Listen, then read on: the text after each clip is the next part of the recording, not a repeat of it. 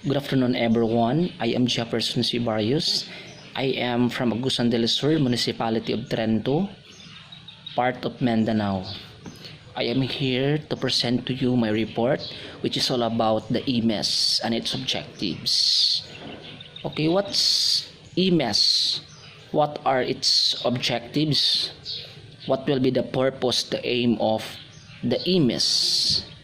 Okay, so as we are going to define what's EMIS all about, EMIS is Education Management Information System.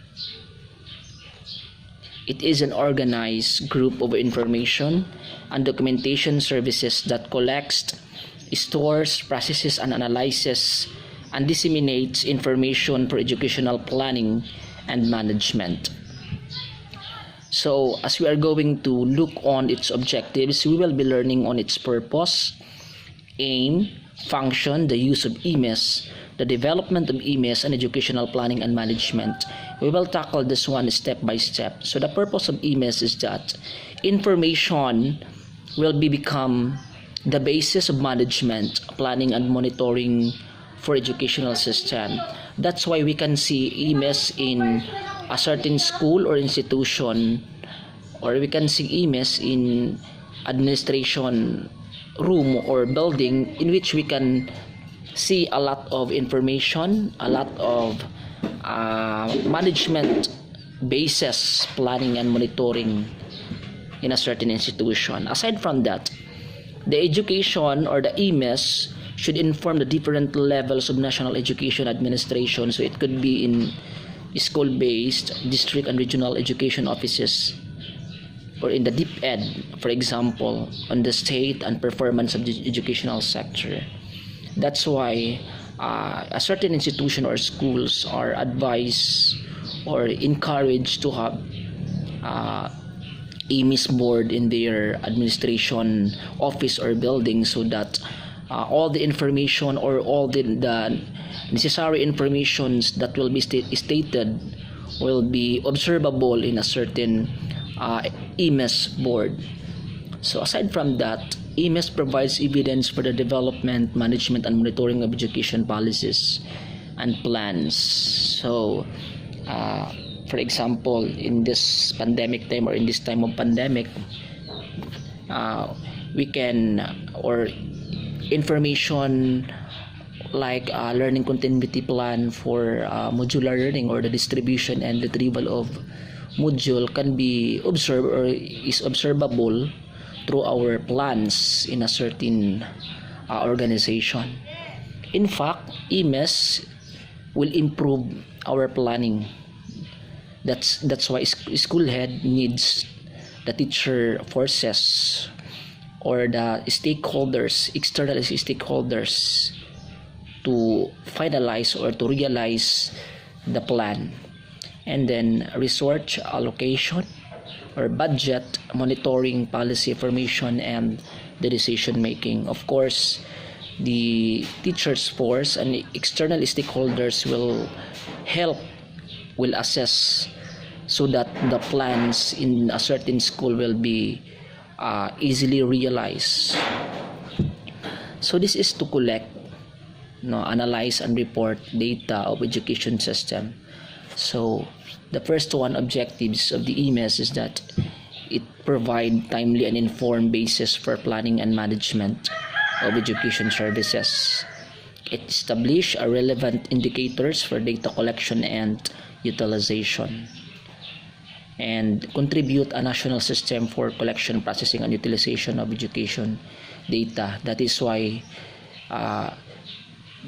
this is the main reason why we have to state the EMIS, or we should have a EMIS board in order for us to look on all the necessary documents or information stated in a certain EMIS board. So it produces the following.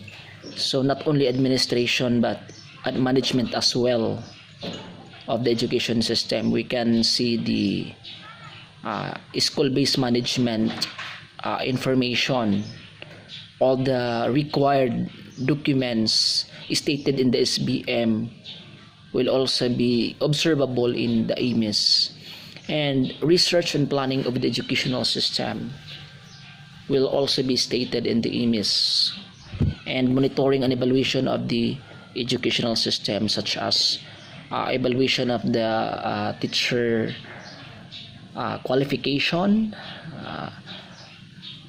production of a certain organization, or recruitment of teacher applicants in a certain school. That would also be stated or observable in the functions of the EMIS. So management and administration, research and planning, monitoring and evaluation. So we have the use of EMIS to correspond to the activities and tasks of the education system. The higher level of the detail and quantitative information there is to use, the lower the level of the decision making. The quantity of data required decreases at higher levels of decision making, the information becoming more aggregated and synthesized, integrating all the available data in the EMIS. So the first one, we have to look on the strategic plan or strategic planning. The second one is the operational management, and then the system administration. So this would be the pyramid system of the EMIS. So in educational policy making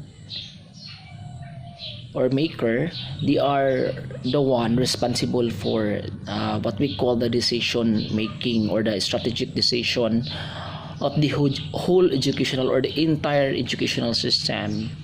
At this level concern of making a policy and attainable medium of long-term objectives, the information required will deal more with aggregate.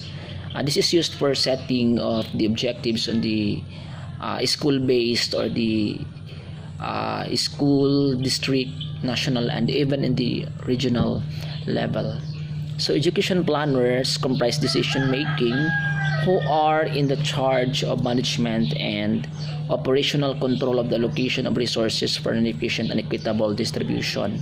For example, in supplying our module in this pandemic or in this time of pandemic, so as a school head or as the principal of a certain institution or school, we have to look on consideration not only to depend on the MOA fund, not only to depend on the PTE fund, but as well as we have to look on other alternative ways so that we can still supply, allocate budget resources for example, in school materials that will be utilized in making or in the use of module printing.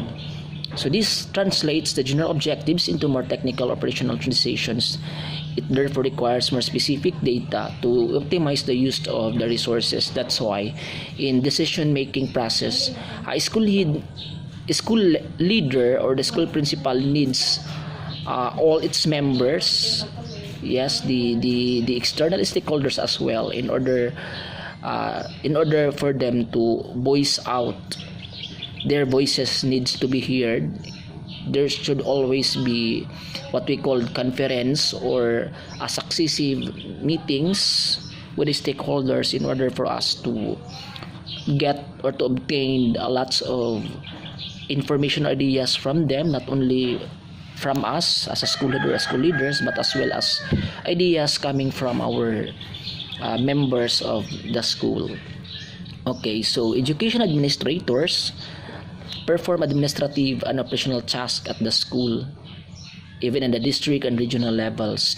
Administrative decisions are made to all the local level and hence require more detailed information. So this time, the school head have the easy task or can perform its duties at ease because the DepEd supply administrative assistant officer in a certain school, district, and even in regional, so that they will be the one to assess administration affair or concern in a certain offices. Okay, so EMIS will strengthen capacities in management planning. So EMIS is not just for administration or management only, but as well as to plan out what will be the best outcome, school outcomes. No, when we say school outcomes, it could be teachers outcome, administrative outcome, students outcome or learners outcome, and facilities outcome. So that would be planned out with the help of the stakeholders members. Disseminate information at all levels of the education system for all levels of decision making. So it improved capacities in collecting, processing, storing, analyzing, and disseminating of the information. So the development of EMIS. Most countries develop an education database using the results of school census or surveys that are carried out on an intermittent basis. So these data are published in bulky statistical yearbooks, often fragmented and without analysis. And yet policymakers and other actors in management and planning need easily understandable and interpretable data. So the developed systems would be school information and statistics, school infrastructure, school facilities, students statistics, the exam results, the textbooks and teachers guides, statistic.